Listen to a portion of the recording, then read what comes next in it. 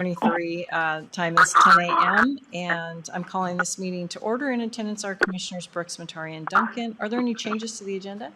No changes. Okay. And this is not a conflict of interest situation. So our one business item is preliminary scope of work regarding comprehensive plan update with Aaron Qualls, SCJ Alliance. And David, are you going to take us through this? Commissioners, if I may, let me just open up briefly. And again, this is David Callahan, Community Development Director.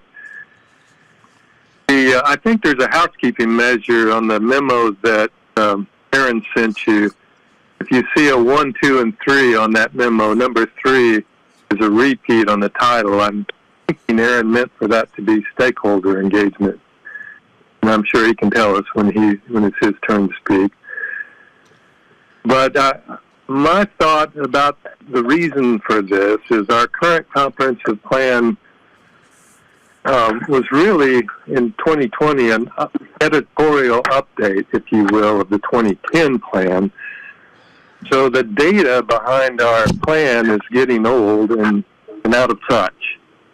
We've also had another roughly 40,000 residents in the county since the original data was put together. So it's more than time to consider updating our plan to make sure it properly reflects the needs and desires of our community. And you can see on the memo that Aaron and his group put together some approximations of cost to do the basic outreach and data gathering and orchestration of a new effort. So I hope that's enough to sort of set the stage for you, but I'm here for any questions you may have. Okay, questions? No questions. Okay, I have a couple, David.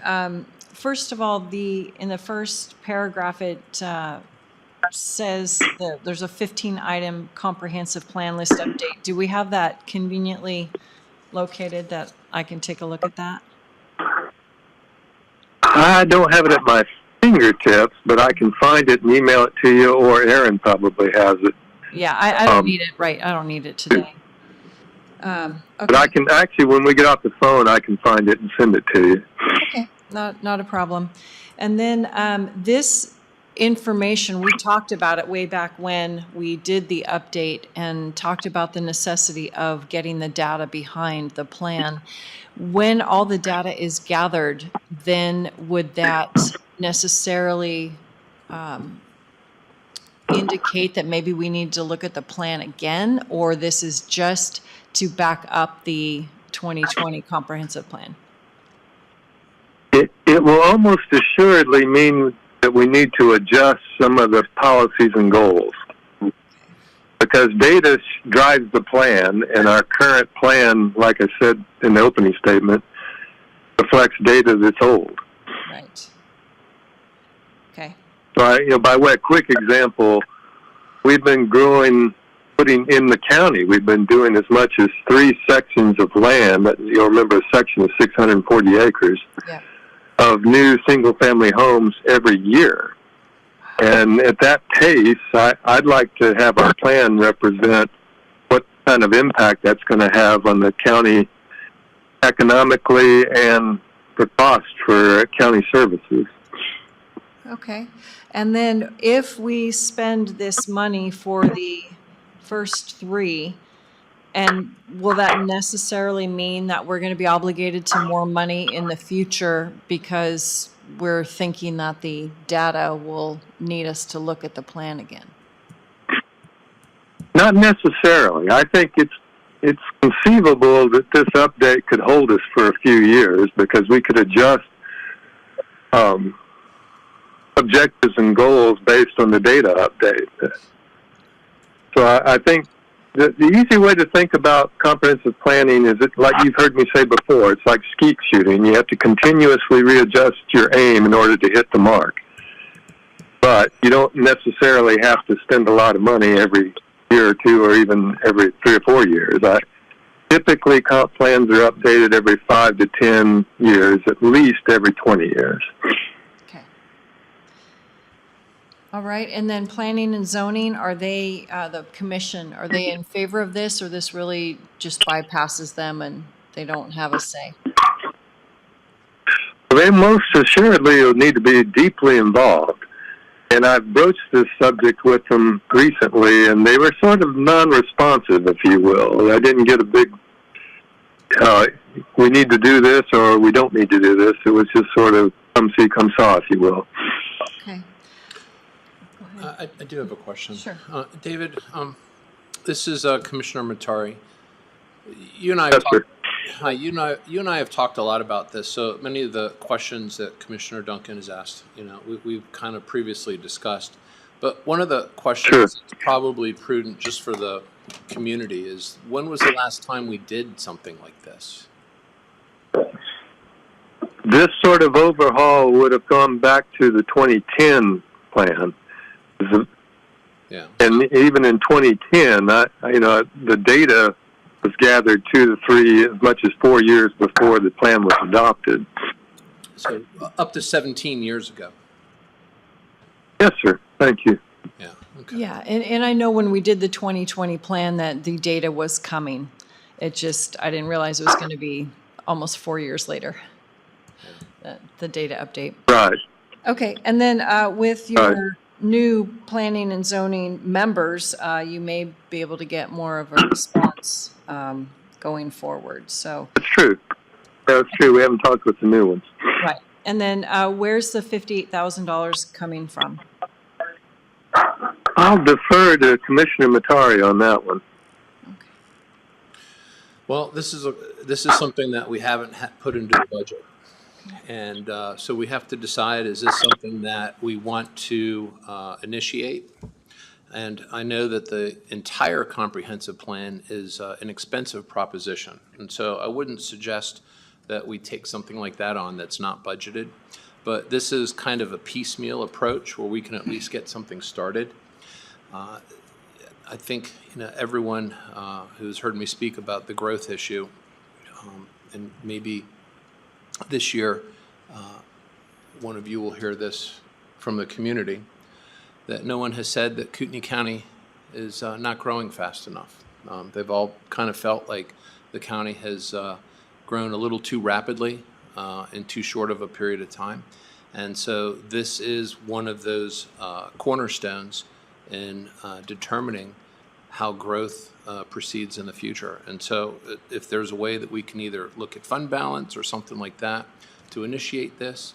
Another area that I think has been overlooked, and Director Callahan, you can confirm this, is that the comprehensive plan is really part of the community development process, and we've never really incorporated that into a fee structure and amortized that over a 10-year period. Is that correct? That's a good point. That's a good point. Thank you. And so I would encourage that we look at that and amortize that expense into over 10 years so that we have that money and not have to levy for it. And then, David, when you mentioned those 3 sections of land, that is, those things have been annexed every year? Are we averaging 3 No, sections? ma'am. I mean in the unincorporated county. Those are just minor and major subdivisions in the county, not counting the cities. Rose. Do we have how many? But you do bring up Okay, go ahead. pardon me. You do bring up a good point. At some point, it would really be smart planning practice to embrace the city's planning efforts in a more demonstrable way.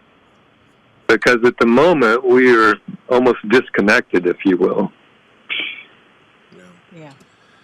And that is something that I hope to bring to the board relatively soon, because when it comes to just addressing the future of this county and what it will look like in 10, 20, 30 years, there's really a multi-pronged approach. And one of the things that I've at least observed in my short time here is that the cities make their growth decisions, but the county is responsible for providing services to them. And so those growth decisions are made mutually exclusive. of any county services that must be provided to that growth that the cities take on. So pretty soon in the coming weeks, there'll be an opportunity where I'd like to present in front of the board a dashboard that looks at county service levels and then shows where we are with those county service levels. No different than the dashboard on your car where the speedometer is telling you you're going 80 miles an hour, but the speed limit is 70. It tells you to slow down a little bit, right? Because as we know, the jail has been beyond its legal limit every day for the last 2 years. Why would we want to take on more growth if we can't provide the services as it is? Right, but isn't that what impact fees are supposed to alleviate? You mean the impact fees that we're still trying to get incorporated, that if we don't spend within 8 years, we have to give it back, but we can only be used for 10-year items that last 10 years or more? I think that that's more a question for the folks in Boise and why they would pass something that, for all intents and purposes, doesn't shift the cost the growth pays for itself, but instead still leads the existing residents to be levied to pay for the infrastructure so more people can move here. And I would love to have that debate, because if you really read that statute, it really doesn't do much. And as you know, Commissioner Duncan, we've had to squabble over nickels on the radios at the jail, which we actually get them to last more than 10 years. And the other cities did not want us to have, what was it, 30-some dollars as an impact fee? Yep.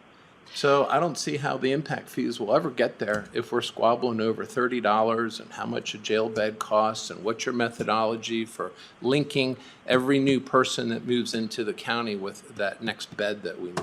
And the other thing is, all cities have to sign on, and if one city doesn't That's sign right. on, then we're not going to be able to collect them anyway. And look at our parks and waterways. Yep. You know, they don't even want to collect for that, even though we manage 30 boat ramps. And all the city residents get that benefit too. Yep. So I would argue the impact fees needs to have major revisions. I would agree as well. Yeah, so anyhow, it's a multi-pronged approach, and the dashboard plays a role. I agree with the director that we should try to reach out to the cities and see if there's not some way that their long-term plans could be somewhat incorporated with ours. And then, of course, which we didn't really spend any money trying to get the word out, the Open Space Bond Initiative plays a role in that too.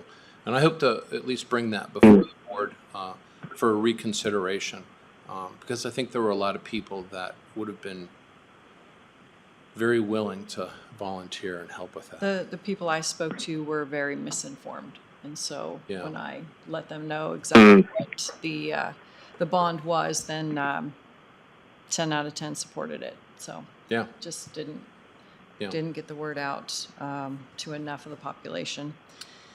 Yeah. So I guess if you want to work with Brandy, I mean, we seem to be spending a lot of fund balance, and it's not that this isn't a worthy thing, but I just want to make sure that we're still in good.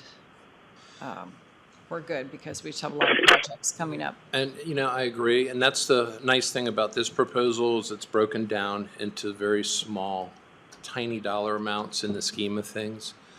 I guess my question, Director Callahan, is over what time do you think it would take to complete these 3 steps?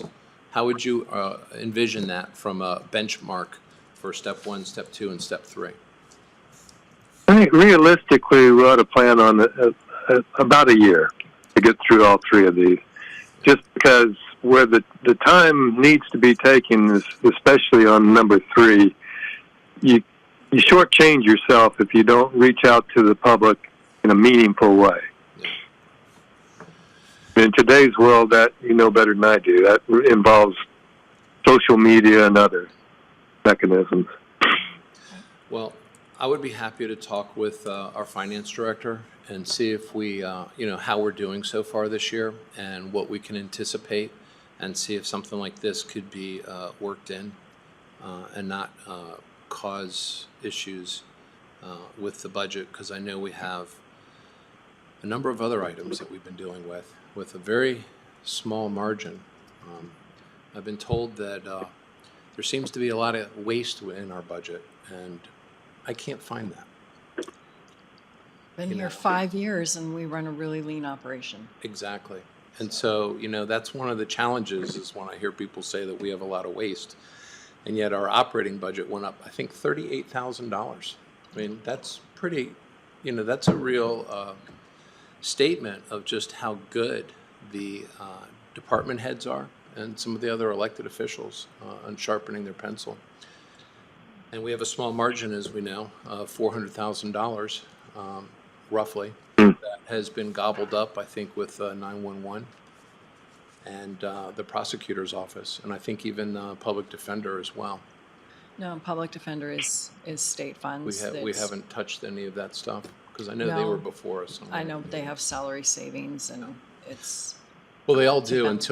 until they hire these people, Right. and then but so far in the last few years, they haven't been able to become fully staffed, so, well, they have their own set of issues because of the timing of their department.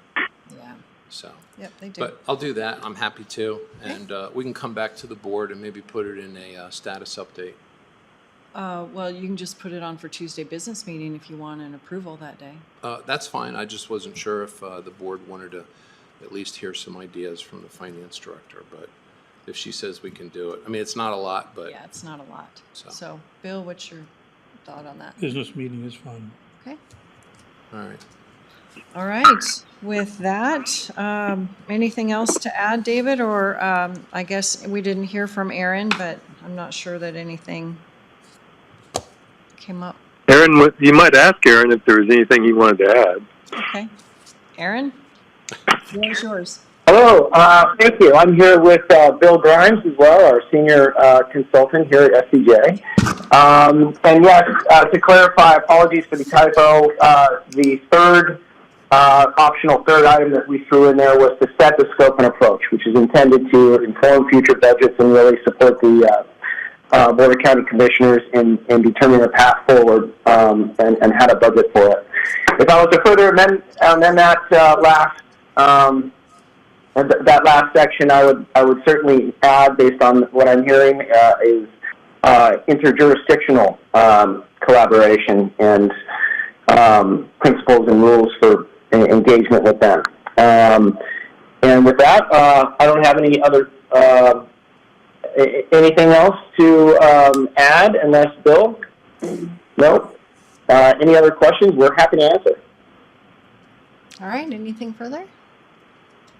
No, thank you very much. Oh, for your time. thanks for entertaining this, commissioners, and Happy New Year. Yeah. Happy New Year and 10/18 meeting adjourned. Likewise, thanks.